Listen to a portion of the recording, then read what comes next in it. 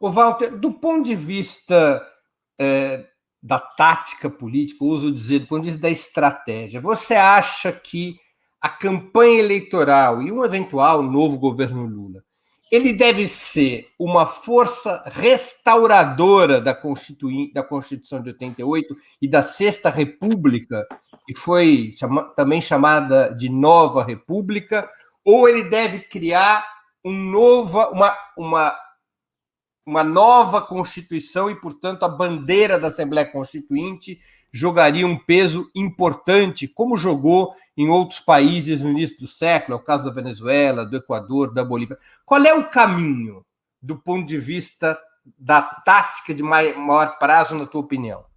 Veja, nós já experimentamos, entre 2003 e 2016, essa política de preservar e implementar a Constituição de 1988. Foi isso que nós fizemos. Na política externa, por exemplo, que era sempre dita como o exemplo mais avançado de todas as nossas políticas, a imensa maioria da esquerda aplaudia a política externa, a política de integração latino-americana e caribenha, é o artigo 4º da Constituição de 88. Não é uma invenção do PT, não é uma invenção do governo Lula. Então, essa política já foi implementada e ela teve os limites que nós sabemos. Porque nos marcos daquela Constituição, já um pouco desidratada na época, era muito pouco o que se podia fazer. E agora, com a Constituição ainda mais rasgada, desidratada, arrebentada desde o golpe, o espaço para se movimentar é menor ainda. Então, eu não tenho a menor dúvida. Aliás, essa é uma posição do PT, embora muitos petistas torçam o nariz. Foi aprovado em Congresso, foi aprovada na direção do partido, está no programa de reconstrução e transformação, que nós defendemos, sim, criar as condições para a convocação de uma Assembleia Nacional Constituinte. Porque a verdade é que a institucionalidade resultante do Congresso Constituinte de 1988 foi extremamente limitada, a tal ponto que nós, na época, nós decidimos votar contra o texto final. Assinamos, porque participamos, mas votamos contra, por razões que foram explicadas naquele período. E é bom sempre lembrar que essas instituições que operam ainda hoje, no sentido de preservar os interesses da classe dominante, são as instituições consolidadas em 88 que preservaram parte expressiva do entulho ditatorial, inclusive coisas que até hoje nos causam dano. Então, na minha opinião, tem que fazer parte do debate político da sociedade brasileira esse tema. E atenção, notem que a extrema-direita pode também embarcar numa discussão desse tipo. Porque a extrema-direita de tipo bolsonarista é ao estilo refundacionista. É o estilo típico do neofascismo, tá certo?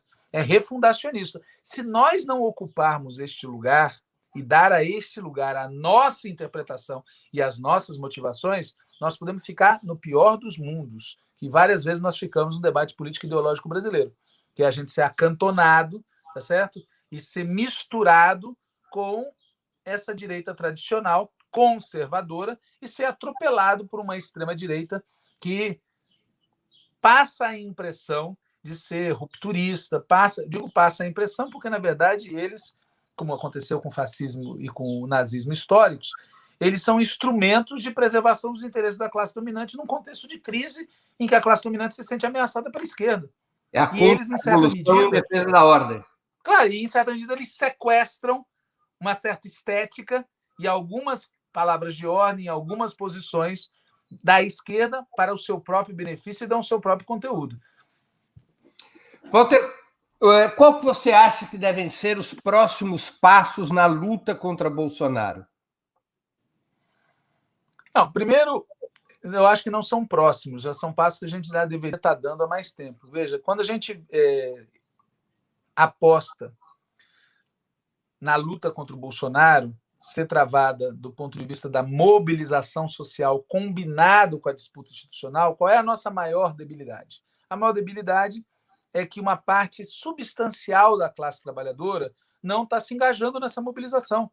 É uma mobilização ainda essencialmente militante, não é uma mobilização das grandes massas.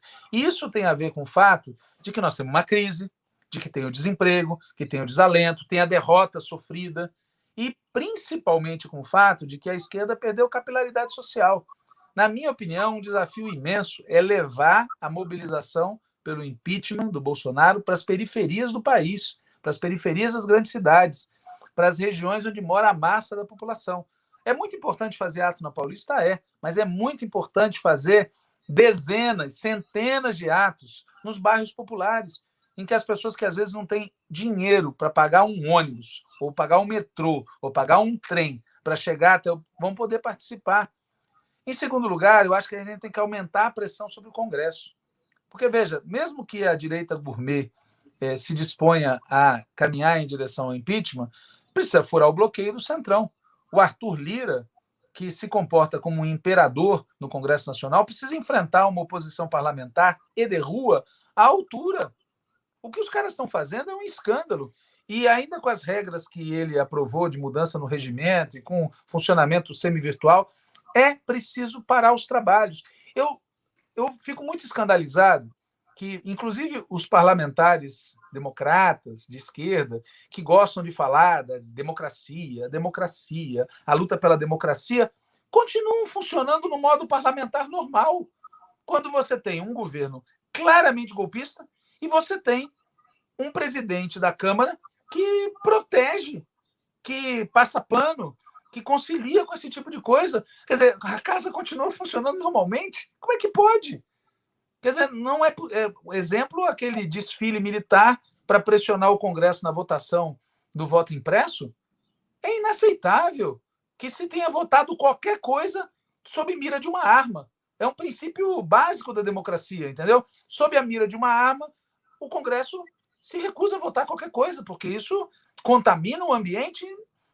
A direita, evidentemente, quer continuar funcionando como se nada acontecesse, e a esquerda perde como se nada tivesse acontecendo.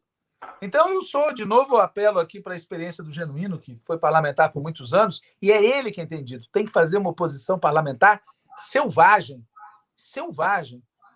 que esteja à altura da violência que esses caras estão causando sobre o povo brasileiro. Porque é bom lembrar que tem essa crise institucional, política, não sei o quê, mas a boiada está passando. Nós conseguimos uma vitória importante na questão da mini-reforma trabalhista, mas isso não é a regra, é a exceção. A boiada está passando, e se a gente não conseguir colocar bloqueio nisso, então, minha opinião em relação aos próximos passos é aumentar a capilarização da mobilização.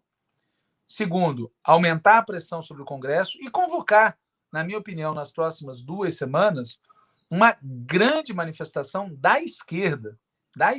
Essa sim, na minha opinião, o nosso amigo Luiz Inácio Lula da Silva deveria, mais do que convocar, ele deveria comparecer para falar ao povo brasileiro não da condição de candidato, como ele fez, de fato, no dia 7, mas na condição de líder de massas.